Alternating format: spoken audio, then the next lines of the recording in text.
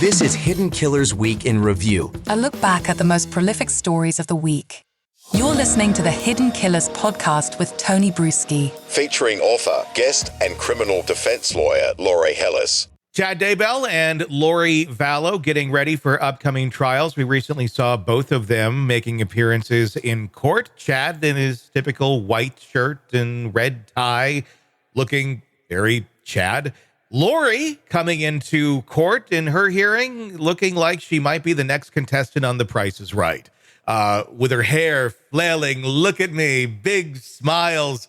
And I think she might have been surprised when she didn't get to bid on the computers that were sitting out in front of her. That was not part of the game, Lori.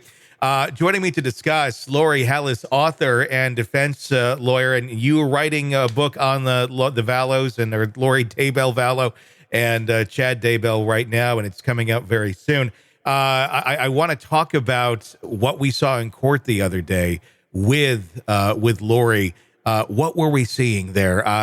Someone obviously fairly disconnected from reality is, I think, safe to say. Yeah, very safe to say. When I was practicing, I often dealt with people who had narcissistic personality disorder. And a thing that I learned was that when people get to be over 30, that disorder becomes pretty intractable and it's pretty hard to treat. So I don't expect that Lori's going to make any major changes. I think she is still firmly in her delusion that she is a goddess and Chad is her prophet and that Jesus is coming soon. I think she firmly believes that, like the Apostle Paul, the earthquake is going to happen and the prison walls are going to tumble down and she's going to walk out a free person. I mean, I think that that's where her mindset is. Mm-hmm. So, but she loves the limelight. There is no question of that. I found it really interesting that she came into the courtroom, kind of did the little hair flip, then gave the little Barbie doll high voice to say hello to the prosecutor. Mm-hmm. I thought that was really interesting, to sit down with her attorneys. I thought it was very interesting that there was a woman attorney sitting to her left, and the woman clearly has some medical treatment that she's undergoing because she's bald. Mm-hmm. And the male attorney sitting to her right, she virtually ignored the woman sitting on her left, and turned and spoke only to the man who was sitting next to her, and did her usual, smiling up with her, sort of ingenue sort of smile toward him, and definitely cast her eyes back over her shoulder several times to make eye contact with the camera. And it was very clear that she knew she was on camera and she was the center of attention, and she loves that. No question. Yeah, I mean, it seems to be what feeds her more than anything else. I'm curious to speculate a little bit here about how Lori's going to handle two upcoming events that will be taking place. Number one, her supposed end of the world that will come and pass. And the walls will probably not be crumbling down. If they do, I think we're all going to be really shocked. Like, oh my God, Lori was right all along. We should have been listening to Lori. I don't think that will happen. And then also Chad Daybell, his trial. And if he throws her under the bus, which it looks like may happen, from some of the filings that we've seen, it's Lori's fault. Lori influenced Alex. Lori influenced me. We were basically brainwashed. When those two things take place, how is Lori going to square that up in her mind? Or is she? Is she just going to keep finding some reason like, well, God said next year. It works out better on his calendar for the end of the world.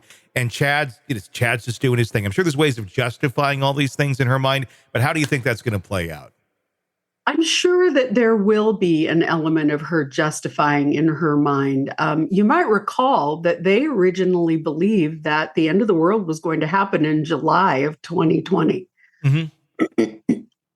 And I think it was very disillusioning and surprising to her that it didn't happen in 2020. Because I think initially when they put the children's bodies in Chad's backyard, they thought that was a very short-term solution because the end of the world was going to happen. No one was going to be the least bit interested in Lori's children, where they were, whether or not Chad and Lori were having an affair before Tammy Daybell died. None of that was going to matter because everyone was going to be gripped by this horrible set of circumstances of the upcoming tribulation, of the natural disasters and wars and all of those things that were going to be triggered in the run up to the return of Jesus. And they believed that. So they thought they just had to wait out the period of time from the time the children were killed in September of 2019 until God came back in July of 2020. Of course, that didn't happen. Yeah. And they then had to sort of scramble. But of course, by that time, they were both in jail. But I think that they will continue.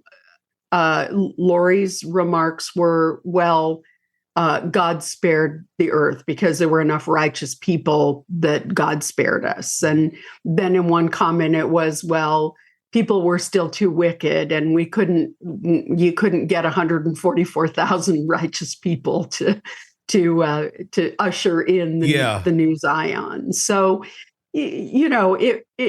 the answer is always whatever's convenient or what fits the facts. The narrative can fit the facts, but I don't know what will happen if and when, as we all expect, Chad's lawyer throws Lori under the bus. Now, my understanding, and I've spent the last 3 years living in this case and writing a book about it. Yeah. So, but my understanding is that when Lori's attorneys began their preparation for her trial, she was very adamant. She did not want Chad thrown under the bus. She was not going to incriminate her dead brother. And they were kind of left with their hands tied. However, I don't think John Pryor has any compunction against blaming it all on Lori and on Alex Cox. So I think we're going to see a completely different kind of a trial.